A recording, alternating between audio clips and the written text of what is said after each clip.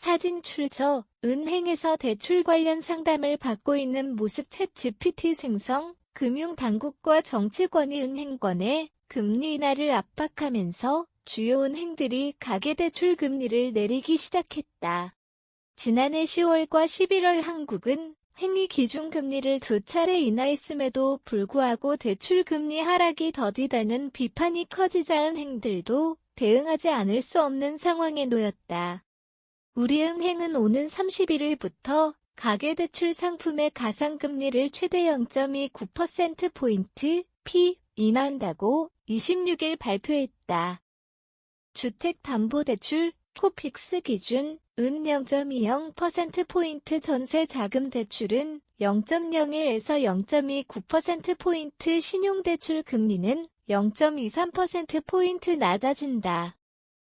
이에 앞서 KB국민은행도 27일부터 금융채 5년물 기준의 가계대출 금리를 0.04%포인트 내리겠다고 밝혔다.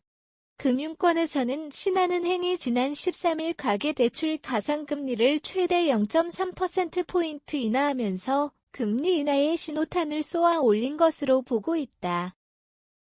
SC제일은행과 IBK기업은 행도 뒤이어 대출 금리를 조정하며 금리 인하 흐름에 동참했다. 은행 대출 금리는 기본적으로 시장 조달 금리, 금융채나 코픽스와 은행의 가상금리로 구성된다. 가상금리는 업무원가법적 비용 위험 프리미엄 등을 반영하며 은행의 수익 구조에 큰 영향을 미친다. 특히 지난해 하반기부터 은행들은 가계대출 증가 억제를 명분으로 가상금리를 인상해왔다. 하지만 높은 가상금리는 대출 소비자들에게 불만의 대상이 됐다. 은행연합회 소비자 포털에 따르면 지난해 8월 이후 우리은행의 예대금리차, 예금금리와 대출금리 차이는 5개월 연속 증가세를 보였고 NH농협은행도 지난해 10월부터 상승세를 이어갔다.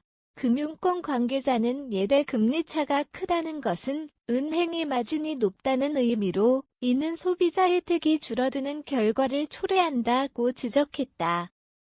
높은 예대 금리차와 은행권의 역대급 실적이 맞물리며 정부와 정치권의 비판이 거세졌다. 금융위원장은 기자간담회에서 기준금리 인하가 가상금리에 충분히 반영되지 않았다며 은행들이 금리 인하에 나서야 할 시점이라고 강조했다.